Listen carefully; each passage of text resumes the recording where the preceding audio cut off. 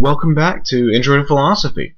This is Unit 2, Lecture 4, where we'll be investigating the question, why be moral, as part of our survey of ethics. The associated reading for today is Why Should I Be Moral? Gyges' Ring and Socrates' Dilemma by Plato. It's part of a larger selection, so the title's not traditional, but hey, what can you do? So, like normal, here's the roadmap for today's lecture. First, we're going to do our usual intro to a new question, sort of giving an overview. Here's the debate, here's the problem, and today we're going to be focusing on why care about being moral at all. And we'll speak more about that in just a second. Then we're going to give our usual overview of the reading and the author that we're talking about. In particular, you guys will get introduced to the very famous historical philosopher Plato, as well as the structure of his greatest work called The Republic. Then, once we do the overview stuff, we'll get into each of the arguments and the debates in particular detail, so you can get an idea of step by step what's going on in the readings. Again, doing the readings will give you a lot more, in particular because this one has a lot of nuance to it. There's a lot of small distinctions, and really reading it's the best way to actually get everything. But, the lectures will help you get the gist of it. So, in order to sort of get how this question fits into everything, let's recap. In the past lectures and readings, we dove into one of the most fundamental questions about morality. Is there even such a thing as objective morality? And we looked at a few possible answers to this, sort of getting the run of possible solutions. Primarily, we focused on moral relativism and moral objectivism. And we also spent some time considering the argument from disagreement from both sides. The argument from disagreement saying that if there's a lot of disagreement about moral issues in the world, we should take that as evidence that there are no universal moral standards. And we also took a lot of time to consider what sort of commitments moral relativism or objectivism might have for us, things besides the position themselves.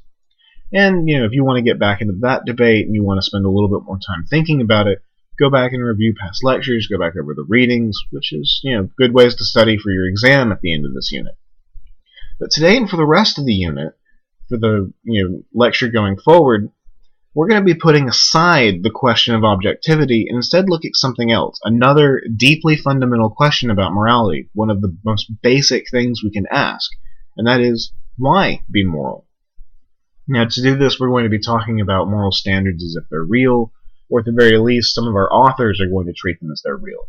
Some folks are going to treat them as though they're not, but, So, again, for the most part, authors are going to be assuming an answer to the other question. There won't be a full section devoted to standards, and here's why I think you should follow them. That would just be a little redundant for a lot of them. So, while this isn't meaning that the truth of the matter of that debate is going to be settled, it will mean that for the sake of reading our people, we're going to have to sometimes assume answers. So, what's the question actually mean? Why be moral? What is it that we're actually investigating here? Well, here, unlike some of the past lectures, I don't have any technical vocabulary to give to you. Instead, we're literally just asking, why should we do what morality demands of us? Why in the world should I care about being a moral or just person? And so this is probably another excellent example of philosophers asking dumb questions about obvious things that we really don't have very good answers for. Most of us probably think that we should do the right thing when the opportunity arises. We have other reasons for not doing it in a lot of situations, but we know that we should. But why? What is it about it that actually makes it something that you're supposed to do? What are the features of morality that make it reason-giving? What reasons do we have for trying to be moral? Take a situation like the trolley car that we talked about in past lectures. In this one, you're faced with a very difficult choice. Do you throw the switch, killing one person to save 5, or do you not throw the switch and allow a larger number of people to die? Most people, if you remember, say throw the switch, which involves intentionally killing a human being. So that's a rather difficult thing to bring us to do. Why should we go along with what's right to do? Most of us, we'd probably do it anyway. It wouldn't be all that problematic for us. But it's kind of hard to imagine a reason why. But here at least we can say that it'll benefit a lot of other people and there's no real cost to me. So why not do it? So that one doesn't seem as problematic. But not every question is quite so straightforward as a trolley car situation, at least not the Spur type case. Quite often, moral dilemmas are much more personal and involve high personal cost. So take the fat man scenario of the trolley car instead. In this one, true, you're not the one being pushed in front of the trolley. The fat guy is. And it's his mass that'll stop the trolley car and potentially save those 5 people. But suppose that it were right for you to push the fat man off the bridge, something that a minority of you probably considered to be the correct answer, and that a number of others did as well. And if we're going to be consistent in our principles, then perhaps that is the right answer. But let's say that it is, just for a moment. Assume with me. If that's the case, well, then most law enforcement agencies aren't going to take too kindly to you pushing a fat guy off a bridge, even if it had wonderful intentions. So you would probably go to jail, be arrested for murder, spend the rest of your life imprisoned or doing some other reparation if you didn't get convicted of the death penalty, if that's relevant in your jurisdictions. So in this type of situation, doing the right thing would have high personal costs if pushing the fat man is the right thing to do. By contrast, it could be the case that doing the wrong thing would have significant personal benefits. Suppose that the fat man owed you money, and you could collect from his life insurance if the guy were dead. Well, that suddenly changes the dynamics of the situation quite a lot. And same thing goes with a lot of other moral dilemmas that go on. Being honest is a very simple and straightforward one that we face almost every day. Usually, being honest doesn't give us a whole lot of benefit, but lying does. Lying and being a dishonest person allows you to manipulate others, and it's much easier to benefit from lying than it is from being honest. So why be honest? Why be a morally upright, righteous person? It seems just rather strange to think that we're supposed to do things that are to our own self-detriment. And while it's not obvious that self-interest is the end-all, be-all of rationality and the reasons why we should do things, we have to acknowledge it has an awful lot of influence. And so this kind of question, why should you be moral, particularly in situations with high personal cost, is going to be the specific issue that our latest reading addresses. So this time around, we're going to be doing a selection from a more famous philosopher than the other folks. The other guys, they've been contemporary philosophers, and they've been very brilliant, but this guy is a class above. We're going to be reading a selection of The Republic by the Greek philosopher Plato. Now, Plato lived 400 to 300 years before the start of the Common Era, before the birth of Christ in the Old Language. So Plato taught and lived in ancient Athens, Greece, before the start of the first millennium. And Plato is probably considered one of the single greatest philosophers of all time. And primarily this is because of both the volume of his work, the quality of it, and the fact he's essentially one of the founders of Western philosophy, alongside his teacher, Socrates, and his student, Aristotle. You've actually probably heard these names in other contexts and probably just never spent much time on them. Unless you're a comm student. For whatever reason, comm students actually still read Aristotle's Rhetoric, which is wonderful, but rather surprising nowadays. But anyway, that aside. So Plato's a big deal. He wrote on a wide variety of subjects, and did so systematically and without any regards to leaving a question unanswered. This is a no stone unturned kind of investigator. So it's even said a handful of times that all of philosophy is just footnotes to Plato.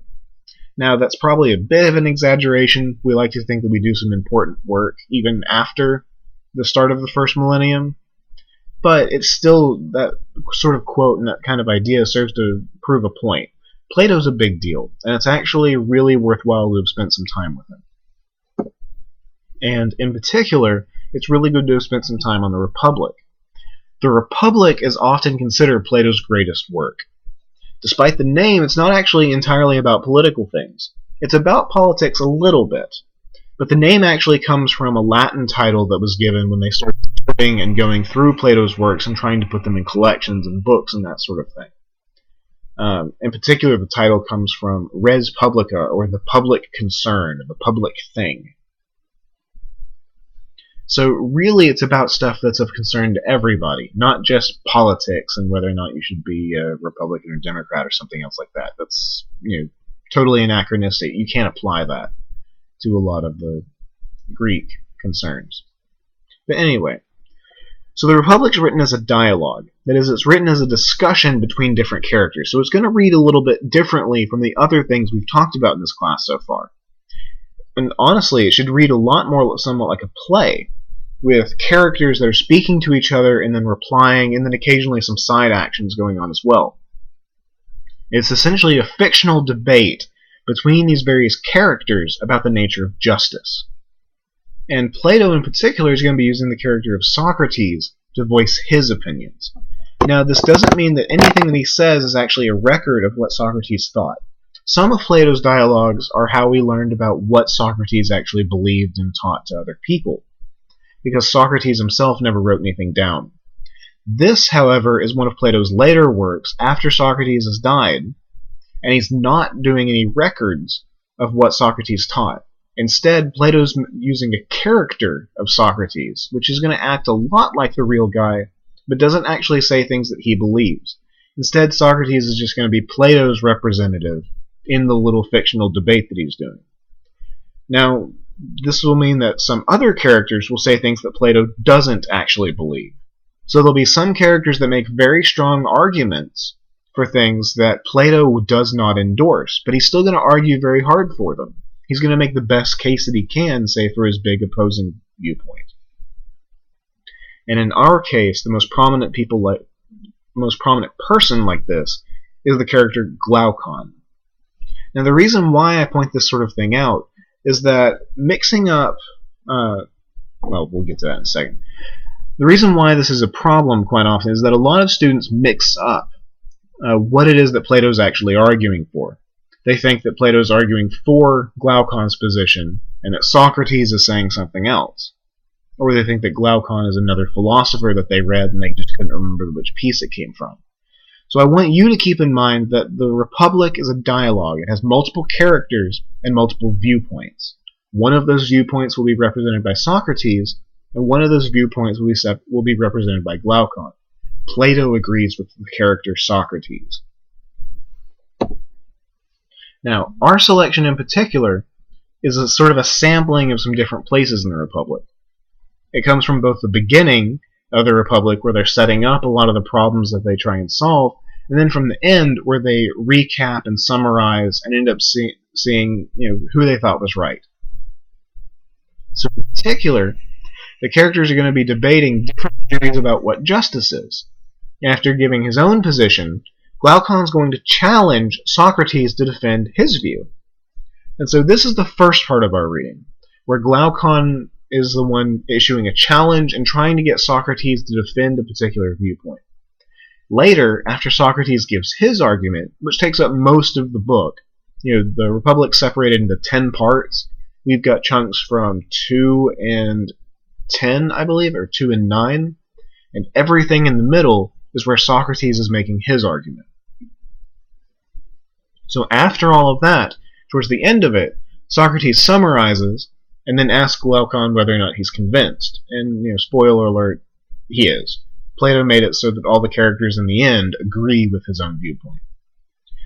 And again, just to stress, losing track of who represents Plato and what's going on is probably the #1 mistake that first-time readers of the Republic make.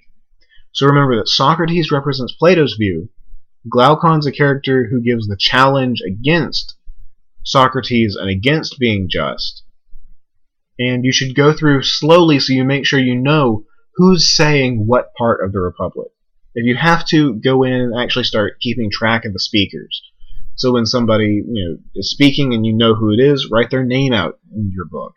And then go on in the next one when they say, so-and-so replied or I replied or whatnot, then write out the next person's name. That way it'll probably be helpful to keep track of who's saying what.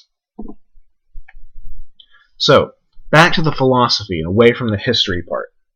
So what does this all have to do with the question of why be moral? I just said that the Republic's largely about justice and other public stuff. Well, when Socrates and Glaucon are discussing justice and being just, they're really not just talking about justice in like a legal sense or a social sense or something like that. They're talking about the features of morality that make it worth pursuing or not.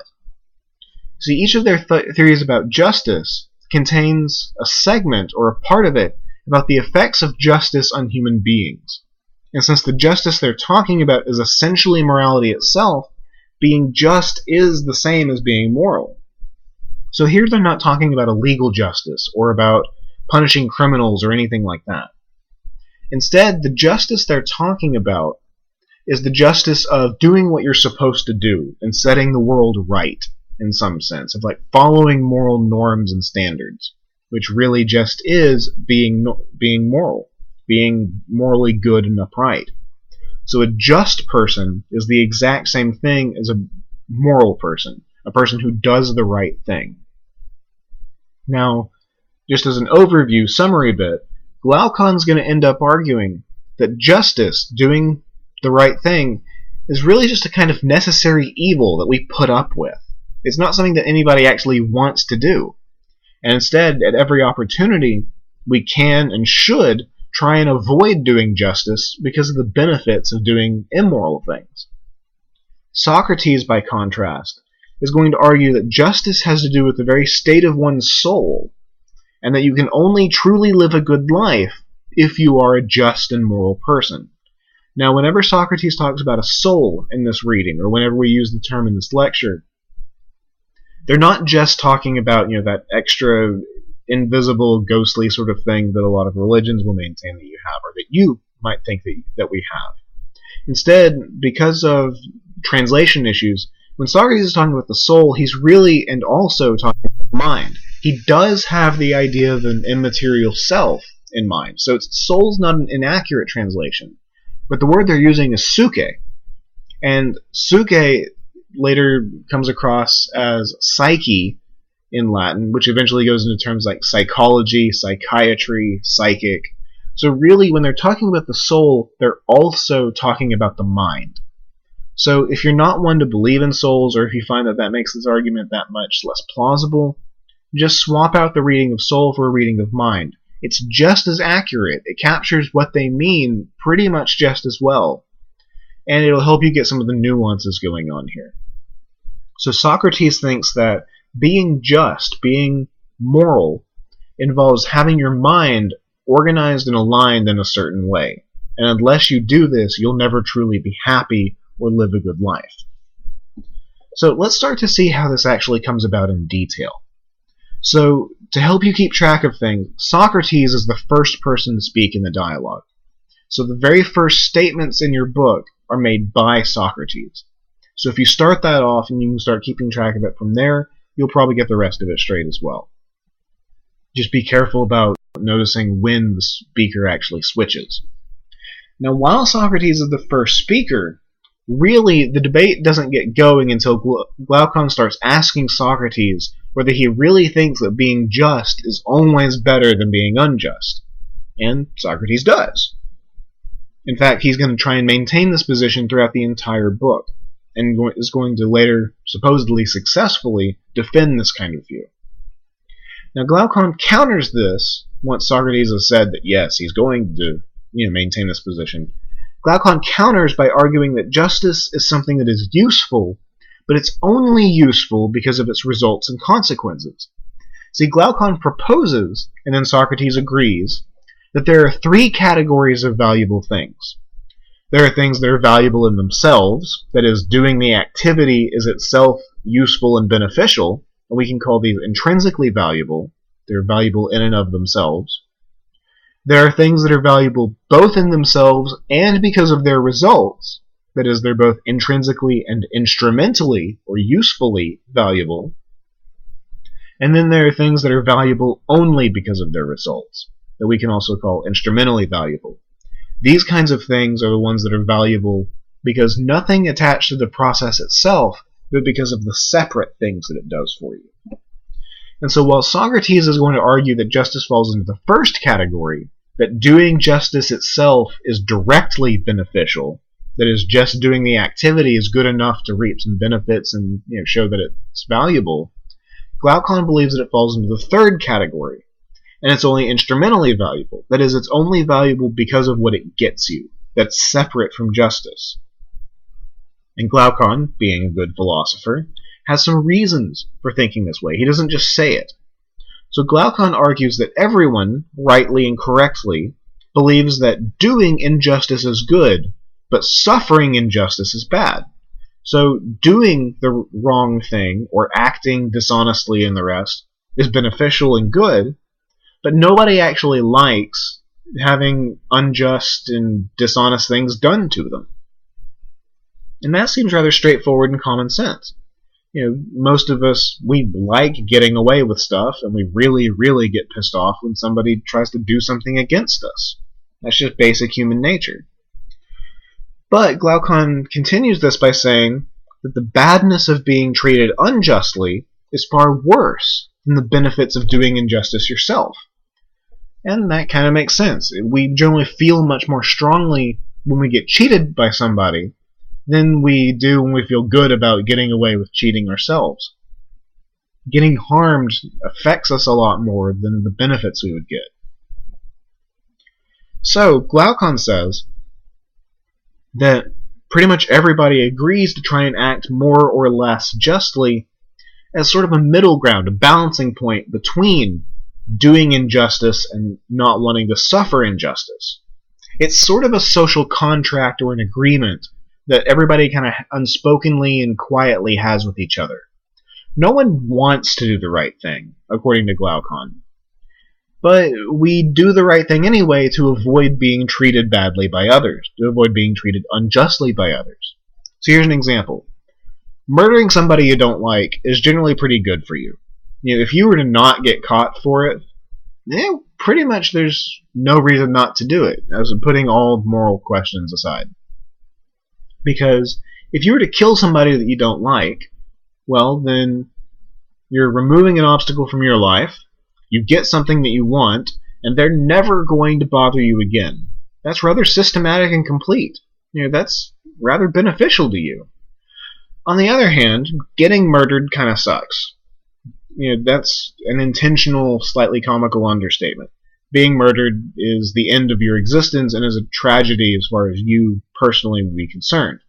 So, because nobody wants to be murdered, and nobody wants to be murdered more than they want to go around murdering people, we're much more concerned with continuing to live than our ability to kill people, everybody sort of agrees to not murder each other. Nobody has to say it, nobody has to sign a contract, but pretty much we all agree to not kill each other because we don't want to risk being the one ganged up on and killed.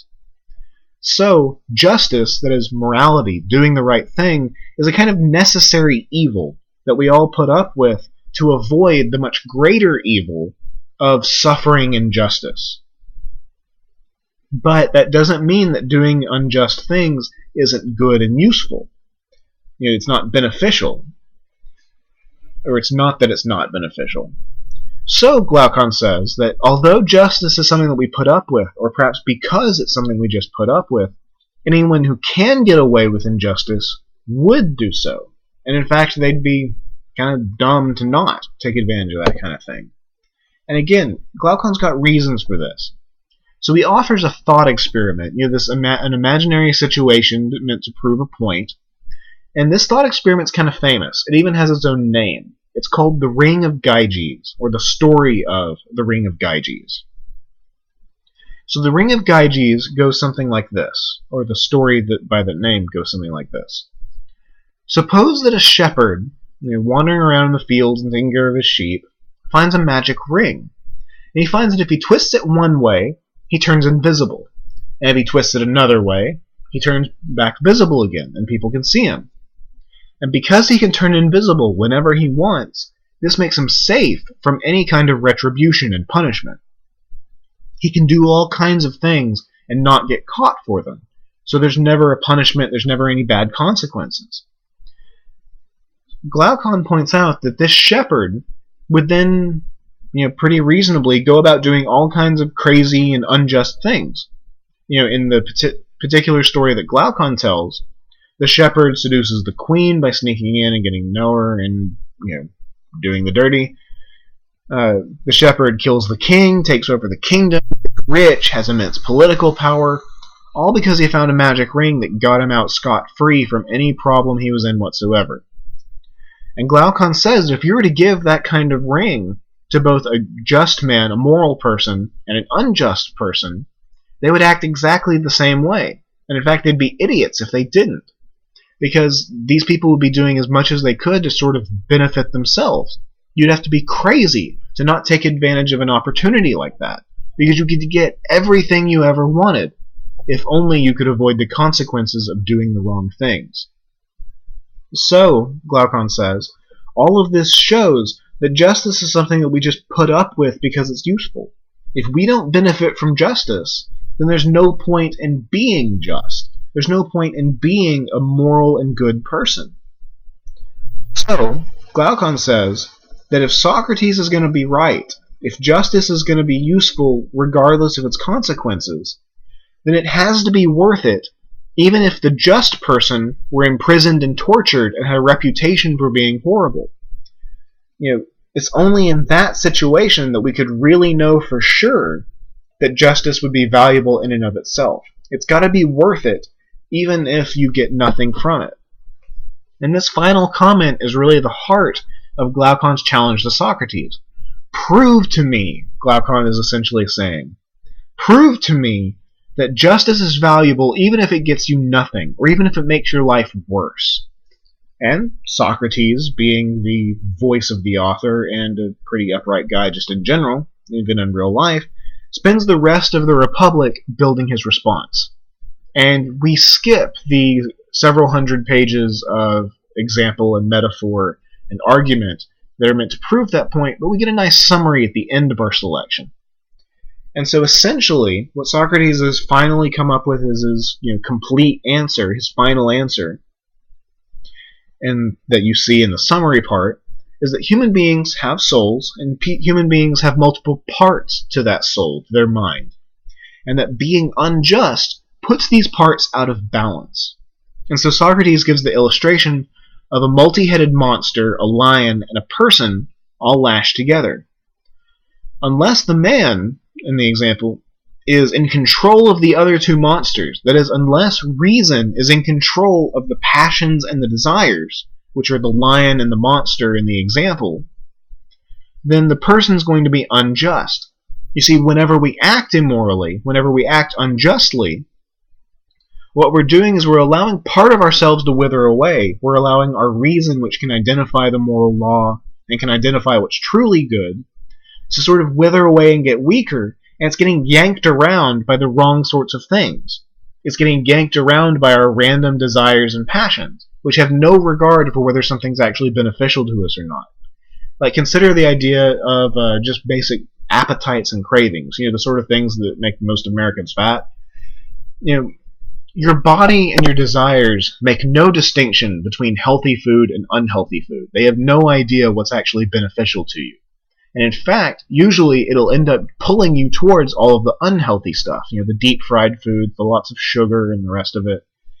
So, unless you can rein in your desires with reason, your desires and your passions are going to pull you towards things that may or may not actually be good for you.